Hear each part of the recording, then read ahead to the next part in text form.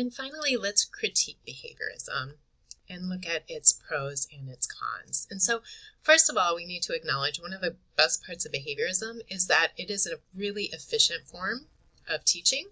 And so thinking about the adult has control in the classroom and they are going to share and they are going to direct the learning process, okay? The adult can control the flow of information. Let's say you have to go through something quickly. You don't have time to be working in groups and doing full-scale like inquiry on something. It is very efficient. And then you can also capitalize on a teacher's expertise, right? So they are viewed as the expert in the room through this theory, and therefore if a teacher is very well versed in an area, maybe has great stories on it and great information, you can capitalize upon that. Also, as I've said before, I'm trying to envision how schools would even operate without some certain level of behaviorism and really thinking about expectations and protocols and consequences, both positive and negative, for different actions. I just don't even know what that would look like. Would it be complete chaos? Perhaps. And therefore you can create school-wide programs if everyone is on the same page and agrees on the same values and principles and learning behaviors. And so everyone can kind of be in agreement and then reinforce and condition in similar ways, which is helpful for students. Also, some, conditioning can be helpful when you're making learning behaviors automatic. So if you go back to kind of thinking about that first video in creating habits in the classroom, if you don't have to spend time on the actual behaviors, and then you can just focus on the new content, or if transitions are automatic for students, right? If they don't have to invest a lot of thought process in, carrying out a task in a certain way and just can focus on content, then that can be really helpful for a student. There are a lot of downsides, though, to behaviorism, especially if it's the only one that you are buying into. So first of all, it's that continued need to reinforce. At what point can you stop? Like, when can I stop giving stickers? When can I stop, giving these participation points? I just want you to do it. Like, these are just things that we do in the classroom.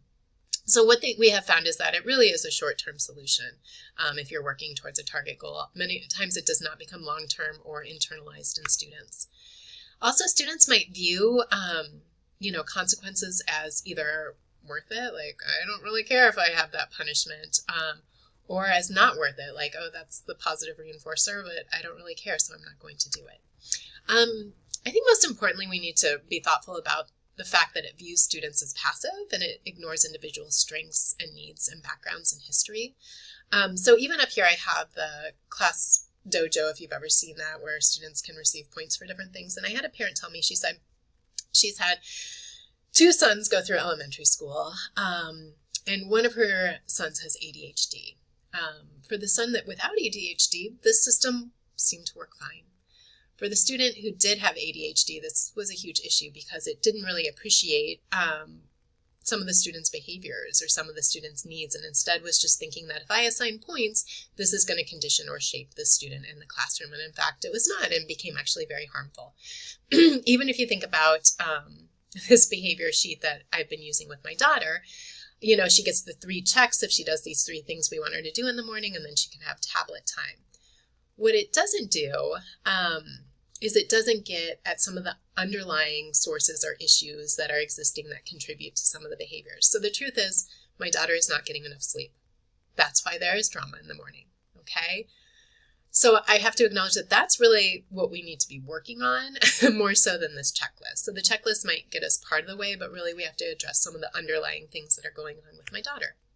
We've also found that a lot of the operant conditioning can actually re-traumatize students if you're not aware of kind of their history and how using kind of this power and control over them can be very triggering.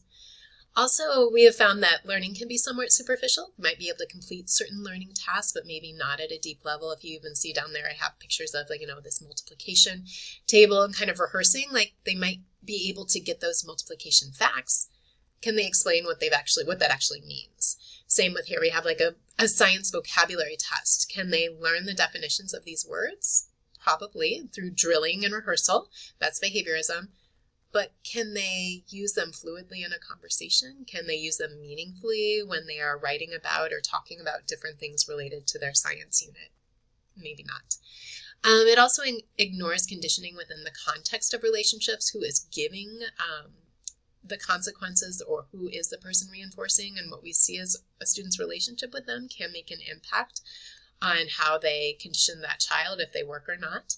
But also even the importance of relationships. We know a teacher-student relationship is so important to work on for their growth and the development, but this theory doesn't get at that at all or really promote that. We also know that adults really need to apply conditioning in similar ways and without bias for it to work. So if you have favorites in your class who are getting a lot of positive reinforcement while similar behavior is being ignored in other students, it's not going to work. Also, if some things are being reinforced at school by adults but not at home, and certain things at home are reinforced but not at school, that's very confusing to children. Sorry, my allergies are really bad today. Also, schools often use reinforcement haphazardly rather than using a ratio and interval schedule, so you really need to be thoughtful about, do I need to be doing this continuously? Or should I be doing it intermittently to try and reinforce these behaviors and what would be best for this age group and for the goal that we have? I also want us to think about the case of speeding. How do you get people to slow down in residential areas if it's a chronic problem?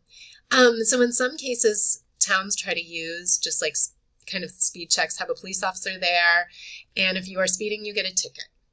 Well, what they found is that actually doesn't work, okay? Just having a punishment for speeding actually isn't going to change the typical speeds on that roadway. But what will is re-engineering the road, creating speed bumps, or having a little rotary that will actually slow down traffic. And this made me really think about classrooms.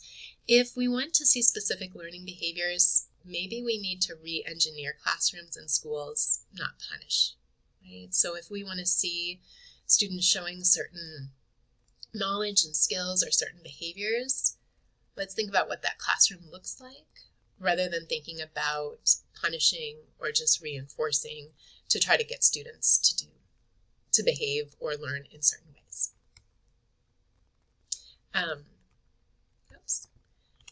Which gets at B.F. Skinner's famous quote where he says, "What's wrong with punishments is that they work immediately but give no long-term results. The responses to punishment are either the urge to escape, to counterattack, or a stubborn apathy.